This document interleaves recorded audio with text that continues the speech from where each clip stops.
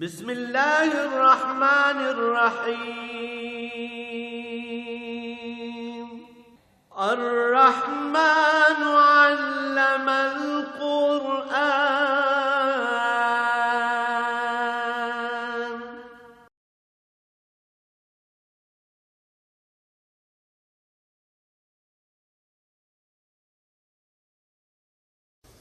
الحمد للہ رب العالمین والصلاة والسلام علی حبیبہ محمد وآلہ وصحبہ اجمعین۔ اعوذ باللہ من الشیطان الرجیم، بسم اللہ الرحمن الرحیم۔ وسیجنبها الاتقی الذی یؤتی مالہ یتزکی وما لأحد عنده من نعمة تجزی إلا ابتغاء وجه ربه الأعلى ولسوف يرضى۔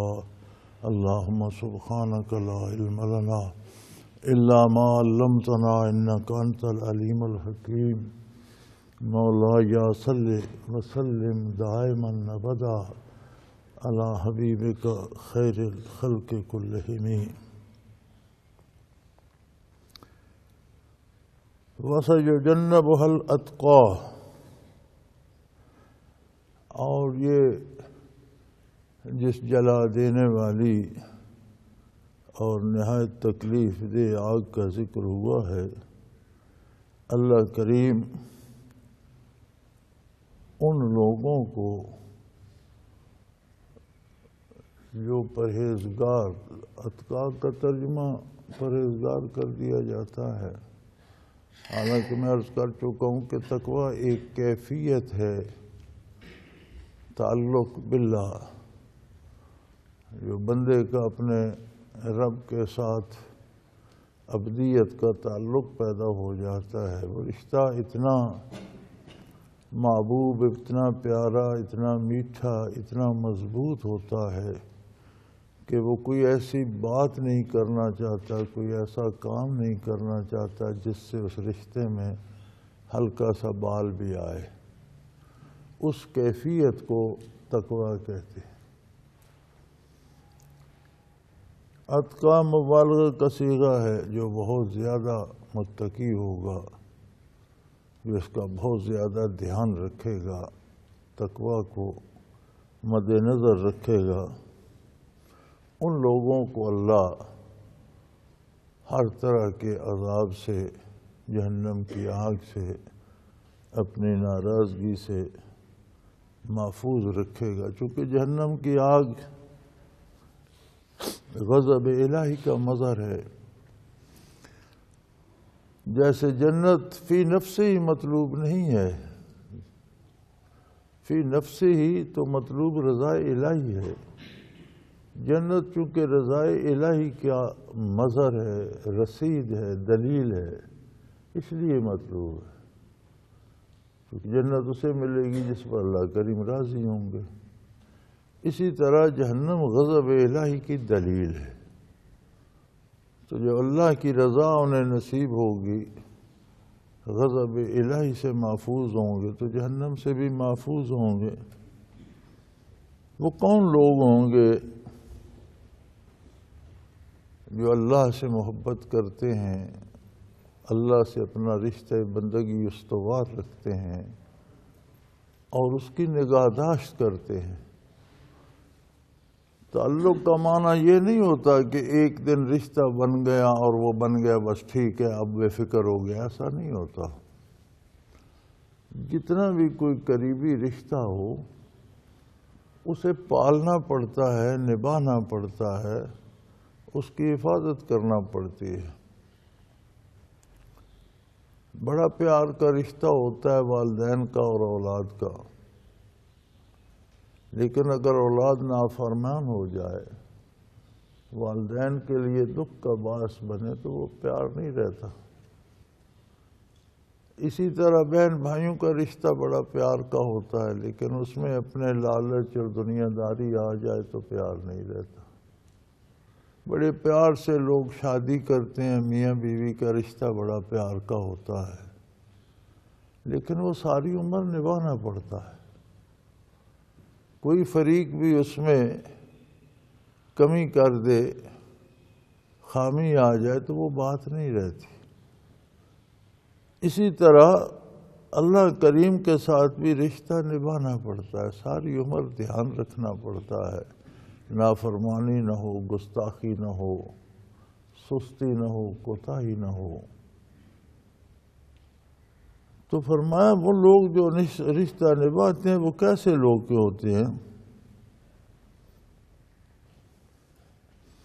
الذی یؤتی مالہ یتزکیٰ، وہ لوگ ایسے ہوتے ہیں کہ وہ دنیا کے مال کو اللہ کی راہ میں خرچ کرتے ہیں کہ دامن پاک رہے۔ یہ دو محبتیں ہیں۔ انسانی وجود مادی ہے، مادی اجزاء کے ملنے سے نفس بنتا ہے۔ نفس انسانی چونکہ خود مادی ہے، مادی کی طرف بڑی رغبت ہے اس کی۔ پھر دماغ مادی ہے، نگاہیں، اعضاء و جوارح وجود کا حصہ ہیں، یہ مادی ہیں۔ نگاہ مادی چیزوں کو فوراً دیکھتی ہے، دماغ فوراً سوچتا ہے، زبان چکھ لیتی ہے، تو مادے کی طرف لپکتا ہے۔ اللہ کریم نے اس سے منع نہیں فرمایا، بلکہ اس نے ایک بہت بڑا جہان سجا دیا ہے مادی نعمتوں کا، اور فرمایا یہ سب تمہارے لیے ہے۔ وَخَلَقَ لَكُم مَّا فِي الْأَرْضِ جَمِيعًا، جو کچھ ہے یہ سب تمہارے ہی لیے ہے، لیکن چھوٹی سی پابندی لگائی ہے کہ اسے ضرور استعمال کرو، اس کا طریقے استعمال وہ اختیار کرو جو میں بتاتا ہوں۔ اتنی سی پابندی ہے کہ اپنی پلیٹ میں سے ضرور کھاؤ، دوسرے کی پلیٹ میں سے نہ چھینو۔ اب انسان اسے بھی برداشت نہیں کرو، کہتا اس کا بھی چھین لوں، اس کا بھی لے لوں، اس کا بھی لے لوں، کیونکہ اس کی لذتیں اسے محسوس ہوتی ہیں۔ اب ان سے بالا تر جانے کے لیے قرب الہی کی لذت سے آشنا ہو، یاد الہی میں اسے لطف آتا ہو، دل میں وہ کیفیات ہوں کہ رضائے الہی کی لذت زبان کی لذت سے زیادہ محسوس ہوتی ہو۔ مال و دولت کے حصول سے جو ایک کیفیت خوشی کی آتی ہے، یا عہدہ اور رتبہ ملنے سے جو ایک کیفیت بندے میں آ جاتی ہے، قرب الہی سے اس سے زیادہ لذت آتی ہو تو تب اس طرف جائے گا۔ اب وہ ساری کیفیات مادی وجود نہیں محسوس کرتا، وہ روح محسوس کرتا، وہ سارے اوصاف روح انسانی کے۔ اور جس طرح مادی لذتیں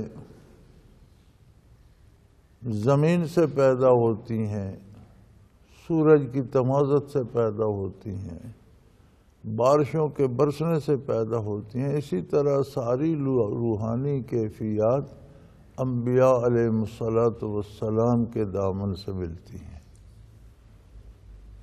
نبی کریم صلی اللہ علیہ وآلہ وسلم کو قرآن کریم نے اسی لیے سراج منیرہ کہا ہے، روشنیاں بکھیرنے والا عظیم چراغ، عظیم بہت بڑا سورج۔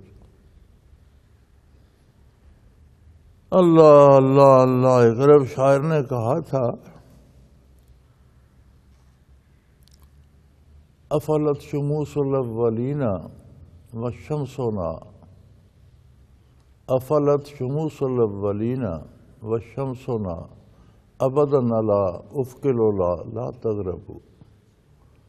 یہ سارے انبیاء سورج کی مثال تھے، پہلی امتوں کے بھی انبیاء تشریف لائے، مخصوص وقت کے لیے تھے، اپنے وقت میں کرنیں بکھیری، اور پردہ فرما گئے، لیکن ہمارا سورج طلوع ہوا ہمیشہ ہمیشہ افق اولیٰ پہ روشنیاں بکھیرتا رہے گا، کبھی غروب نہیں ہوگا۔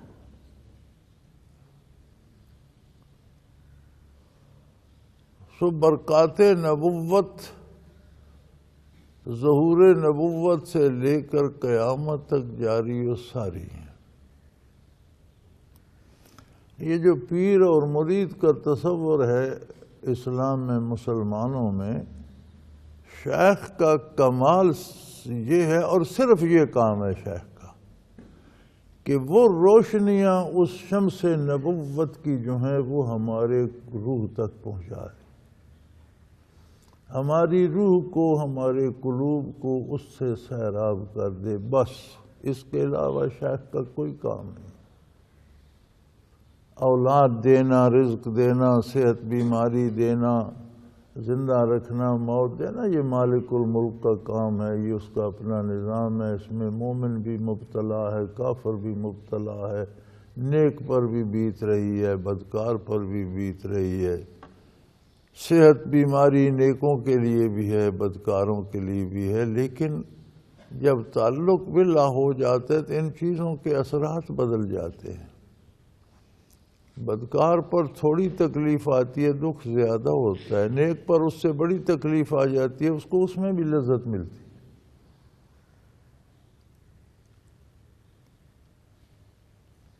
تو وہ دنیاوی نعمتیں جن پر لوگ فخر کرتے ہیں، وہ نعمتیں وہ اللہ کی رضا کے لیے نچھاور کرتا ہے۔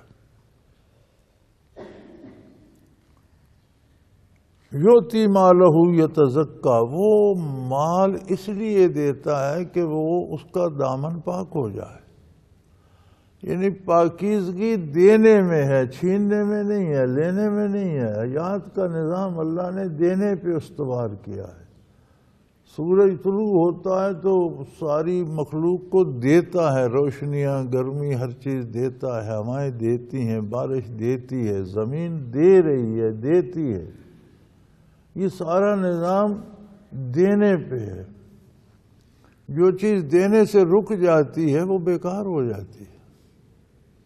ہم یہ تو سمجھتے ہیں کہ کوئی درخت پھل دینے سے رک جائے تو اسے کاٹ دو، حتیٰ کہ اچھے کھیت فصل دینے سے رک جائیں، کلر چھوڑ جائیں تو بنجر ہو جاتے ہیں، ہم اس کی پرواہ ہی نہیں کرتے، اس کو قیمت کو ویلیو نہیں رہتی۔ جانور ہم پالتے ہیں، گائے بھینس دودھ دیتی ہیں، جب دینا چھوڑ دیں تو ہم ذبح کر دیتے ہیں۔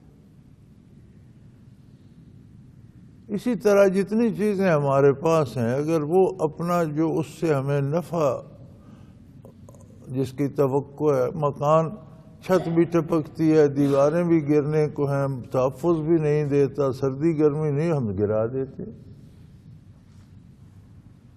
انسان بھی جب دنیا کو کچھ دینے کے قابل نہ رہے تو نظام کائنات میں بیکار ہو جاتا ہے۔ تو فرمایا وہ لوگ دیتے ہیں، حاکم ہوں تو عدل کرتے ہیں، جس جگہ بیٹھے ہوں اس کے فرائض ادا کرتے ہیں، اس سے بڑھ کر جو ذمہ داری ہے وہ تو کرنی ہے، اس سے بڑھ کر کرتے ہیں۔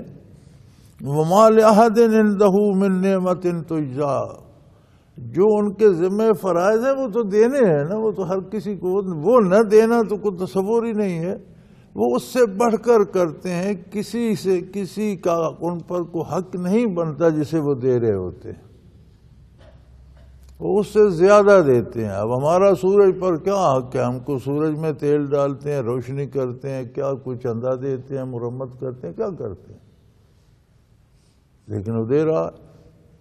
نظام کائنات میں اللہ کریم نے بادل، بارشیں، ہوائیں، جو کچھ بنایا ہے، زمین، ہمیں سے کیا دے رہے ہیں؟ ہمارا اس کے ذمہ حق کوئی نہیں۔ اسی طرح جو اللہ کے بندے ہیں وہ اتنے کریم ہوتے ہیں کہ انہیں یہ توقع نہیں ہوتی کہ اگلا اس کے بدلے میں کچھ مجھے دے گا، یا میری یہ ذمہ داری ہے یا میرا یہ عہدہ ہے یا میں اس کی تنخواہ، وہ تو جو کرنا ہے وہ تو کرنا ہی، اس سے بڑھ کر کرتے ہیں۔ جو ان کے ذمے نہیں ہے وہ بھی دیتے ہیں۔ وَمَا لِأَحَدٍ عِندَهُ مِن نِعْمَةٍ تُجْزَىٰ، وہ ایسی بات نہیں کہ انہیں بدلے میں کچھ دینا ہوتا ہے، یہ ان کی ذمہ داری ہے، وہ ضرور انہیں پوری کرنی ہے، نہیں، بلکہ وہ دیتے ہیں إِلَّا ابْتِغَاءَ وَجْهِ رَبِّهِ الْأَعْلَىٰ، اس رب عظیم کی رضا کو پانے کے لیے اس کی مخلوق کو دیتے ہیں۔ الخلق عیال اللہ، مخلوق اللہ کریم کا کنبہ ہے۔ جب آپ مخلوق پر رحم کرتے ہیں تو اللہ آپ پر رحم کرتا ہے۔ جب آپ مخلوق کے حقوق ادا کرتے ہیں تو آپ پر مہربانیاں فرماتا ہے۔ جب حقوق سے بڑھ کر مخلوق کی خدمت کرتے ہیں تو آپ پر کرم کرتا ہے۔ اور یہیں جب کوئی معاشرہ یا معاشرے کے کچھ افراد جب ان چیزوں کو روکتے ہیں تو عذاب بن جاتا ہے۔ ہمیں آج اس بات سے تو شکوہ ہے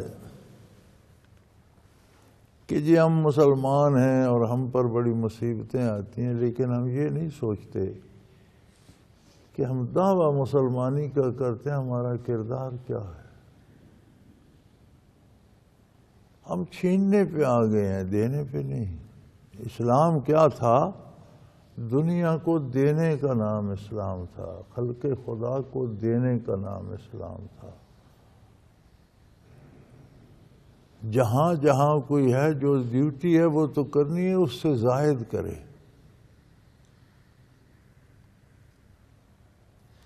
اس سے بڑھ کر دے۔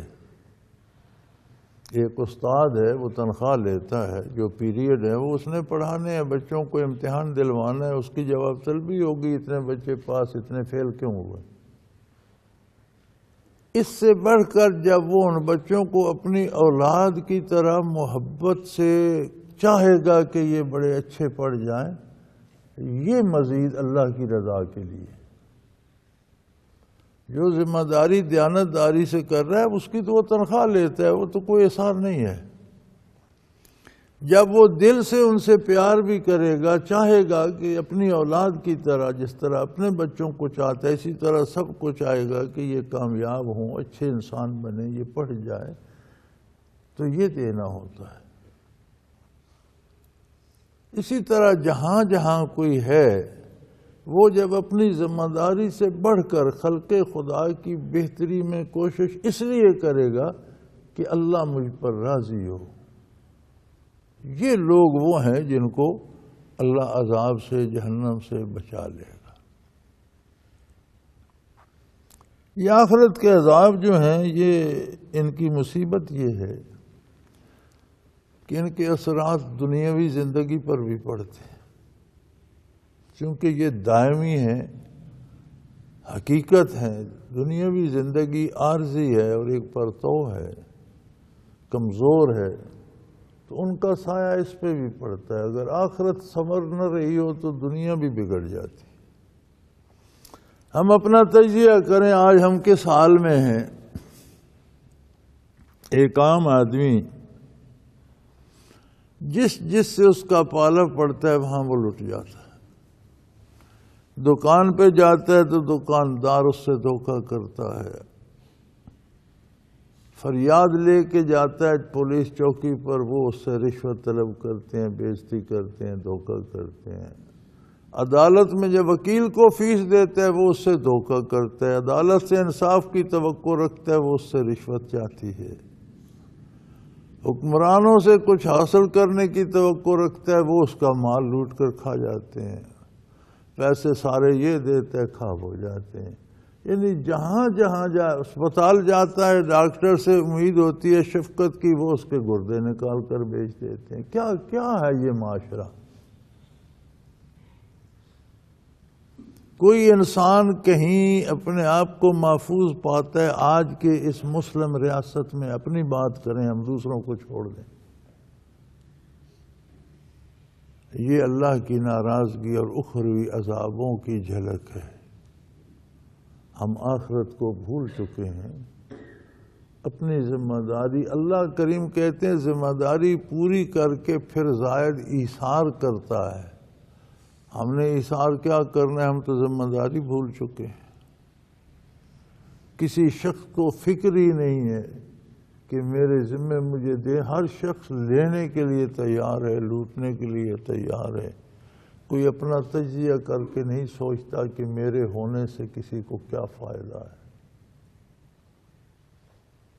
تو اللہ کریم نے بہت بڑی رعایت رکھی ہے کہ توبہ کر لو، جو کچھ کر چکے ہو، جتنے گناہ، جتنا جرم، جتنی برائی ہو چکی ہے، بس کر دو۔ آئندہ اپنی اصلاح کر لو، گزشتہ معاف کر دیا جائے گا، آئندہ تم پر رحمت کے دروازے کھول دیے جائیں۔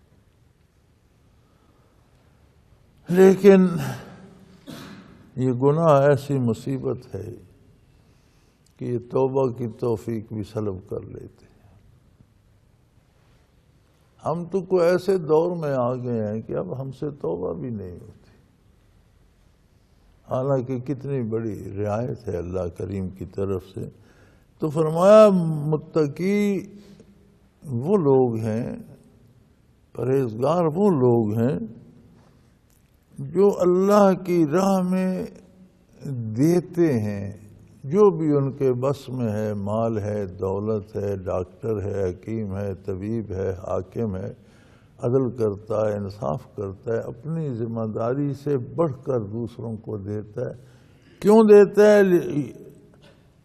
یتزکا، تاکہ اس کا دامن پاک ہو جائے۔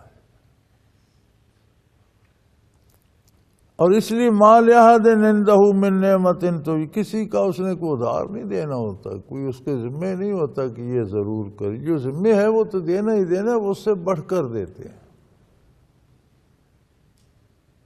یہ توقع نہیں ہوتی کہ میں کروں گا تو یہ کہیں گے بہت اچھا ہے، بڑی شہرت ہوگی میری، لوگ مجھے بڑا پارسا کہیں گے، میں عبادت کروں گا تو لوگ بڑا مجھے نیک سمجھیں گے، لوگ میرے ہاتھ پاؤں چومیں گے، لوگ مجھے بڑا سمجھیں گے، یا میں پیسے دوں، لوگ میری بڑی شہرت ہوگی، بڑا سخی ہے۔ وہ ان چیزوں سے مستثنا ہوتے ہیں۔ لوگوں سے انہیں کچھ نہیں لینا ہوتا، وہ کرم کے امیدوار ہوتے ہیں اللہ کریم سے، اس کی بارگاہ سے لینے کی تمنا اور توقع رکھتے ہیں، لوگوں سے نہیں۔ إِلَّا ابْتِغَاءَ وَجْهِ رَبِّهِ الْأَعْلَىٰ، وہ صرف اللہ کریم کی رضا کے متمنی ہوتے ہیں کہ ان طریقوں سے اللہ کی مخلوق کو دینے سے اللہ مجھ سے راضی ہو جائے، وہ مجھ پر مہربان ہو جائے، وہ میری خطائیں معاف کر دے، وہ میری بھول چوک سے درگزر کرے اور مجھے اپنی رحمت سے، اپنے کرم سے نوازے۔ وَلَسَوْفَ يَرْضَىٰ، ان قریب ایسے لوگوں کو اللہ کریم راضی کریں گے، ان کو اتنا دیں گے کہ وہ بس بس کہہ اٹھیں گے۔ ان پر اتنے انعامات ہوں گے، اتنی نعمتیں عطا ہوں گی، اتنی عزتیں عطا ہوں گی، اتنے مرتبے عطا ہوں گے کہ انہیں سمجھ نہیں آ رہی ہوگی کہ یا اللہ تو نے یہ کتنا کچھ مجھے دے دیا، میں اسے کیسے سنبھالوں۔ وَلَسَوْفَ يَرْضَىٰ، قریب بہت راضی کیے جائیں گے، بہت خوش ہوں گے۔ تمام مفسرین کرام رحمت اللہ تعالی علیہ کا سب کا یہ اتفاق ہے کہ یہ آخری آیات سیدنا ابو بکر صدیق رضی اللہ تعالیٰ عنہ کے حق میں، امت مرحومہ میں اس کی پہلی مثال سیدنا ابو بکر صدیق رضی اللہ تعالیٰ عنہ تھے۔ وہ ان لوگوں کو بھی دیتے تھے جو انہیں ایذا دیتے تھے، جو ان کے لیے دکھ کا تکلیف کا باعث بنتے تھے، ان کی حاجات بھی پوری کیا کرتے تھے۔ خلافت ملی تو پورے ملک کو اس کے حقوق ادا کرنے کا حق ادا کیا، اس سے بڑھ کر جو کچھ ہو سکا وہ دیا۔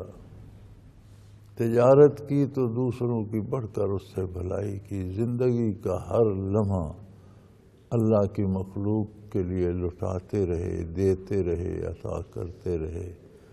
تو ان آخری آیت کی مثال امت محمدیہ میں پہلی مثال سیدنا ابوبکر صدیق رضی اللہ تعالی عنہ تھے۔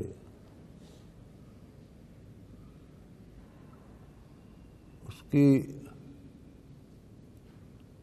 بے شمار ان کی خوبیوں میں اور بے شمار وجوہات میں ایک وجہ یہ بھی تھی کہ سیدنا یوسف علیہ السلام کی بات ہوئی تو نبی کریم صلی اللہ علیہ وسلم نے فرمایا کریم ابن الکریم ابن الکریم ابن الکریم، کہ خود نبی، باپ نبی، دادا نبی، پردادا نبی، 4 پشتوں میں مسلسل نبوت ہے۔ سیدنا ابوبکر صدیق رضی اللہ عنہ امت محمدیہ میں وہ ہستی ہے جس کی 4 پشتوں میں مسلسل صحابیت محمد الرسول اللہ ہے۔ والد صحابی، خود صحابی، بیٹے صحابی، پوتے صحابی، مسلسل 4 پشتیں صحابی ہیں محمد الرسول اللہ صلی اللہ علیہ وسلم کے۔ تو اس قدر پھر واحد ہستی ہیں ساری مخلوق میں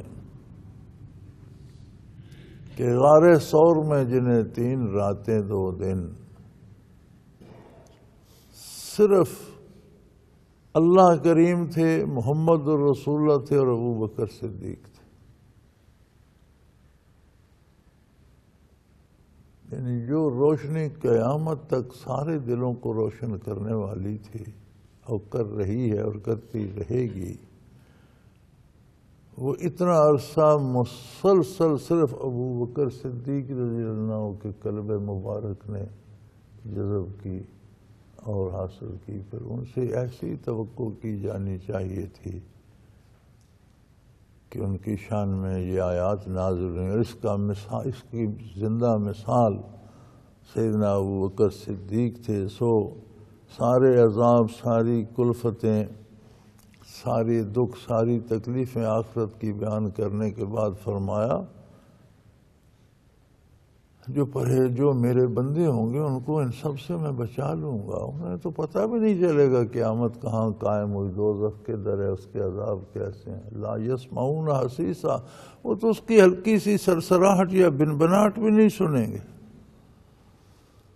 اتنا بڑا حادثہ ہو جائے گا، کائنات تباہ ہو جائے گی، انہیں احساس بھی نہیں ہوگا کہ کچھ ہوا ہے۔ لوگوں کو اتنی مصیبت پڑی ہوگی، سورج سوا نیزے پہ ہوگا، زمین تانبے کی طرح تپ رہی ہوگی، مصیبت میں مبتلا، سامنے جہنم ہوگا، انہیں یہ پتہ ہی نہیں ہوگا کیا ہوا ہے۔ وہ لوگ ہوں گے جو میرے بندوں کو دیتے ہیں، اور اس لیے دیتے ہیں کہ ان کا دامن پاک رہے، اللہ ان سے راضی ہو۔ کوئی کسی سے بدلہ نہیں چاہتے کہ لوگ ان کی تعریف کریں یا لوگ انہیں بدلے میں کچھ دیں، نہیں، صرف معاوضے میں اللہ کریم کو راضی کرنا چاہتے ہیں، لوگوں سے کچھ نہیں چاہتے، اللہ کی رضا کے لیے دیتے ہیں، ان کو انشاءاللہ بہت جلد راضی کی اتنا دیا جائے گا کہ وہ بس بس کہہ اٹھیں گے، راضی ہو جائیں گے۔ وآخر دعوانا ان الحمدللہ رب العالمین۔ اللہ اللہ اللہ اللہ اللہ اللہ اللہ اللہ۔ حضرت امیر محمد اکرم آوان مد ذلہ العالی دارالعرفان منارہ ضلع چکوال میں سالہ سال سے قرآن و حدیث کے اوپر خطابات کر رہے ہیں۔ اور سلسلہ نقشبندیہ اویسیہ کے مطابق لوگوں کو ذکر الہی کی تربیت دے رہے ہیں۔ وہ قرآن پاک کی تفسیر ترتیب وار بیان کر رہے ہیں۔ تفسیر قرآن کو وہ موجودہ ملکی اور بین الاقوامی حالات کے مطابق بیان کرتے ہیں۔ موٹر وے سے کلر کہار کے انٹرچینج سے نکلتے ہوئے، کلر کہار کی جھیل سے ہوتے ہوئے، میانی، بوچھال اور نور پور سے گزرتے ہوئے دارالعرفان منارہ پہنچ سکتے ہیں۔ حضرت امیر محمد اکرم آوان نے بچیوں اور بچوں کی دینی اور دنیاوی تعلیم کے لیے سقارہ اکیڈمی کے نام سے ایک درسگاہ بھی قائم کی ہے، جس کا افتتاح ملک پاکستان کے صدر جنرل محمد ضیاء الحق نے اپنے دست مبارک سے کیا تھا۔ وہ تمام احباب جو اسلام کی طلب رکھتے ہیں ان سے گزارش ہے کہ دارالعرفان منارہ ضلع چکوال میں امیر محمد اکرم آوان صاحب کے خطابات سے مستفید ہوں۔ وہ ہر جمعے کو نماز سے پہلے بیان فرماتے ہیں۔ ہر ماہ کی پہلی اتوار کو ماہانہ اجتماع ہوتا ہے جس میں آپ خصوصی خطاب فرماتے ہیں اور پاکستان کے چاروں صوبوں سے احباب اس اجتماع میں شرکت کرتے ہیں۔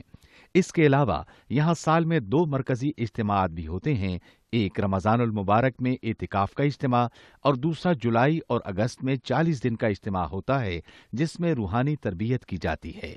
اپنا خون سیماب دے کر اتنا ہم کر جائیں گے، نام آقا کا چمن میں پھر رقم کر جائیں گے۔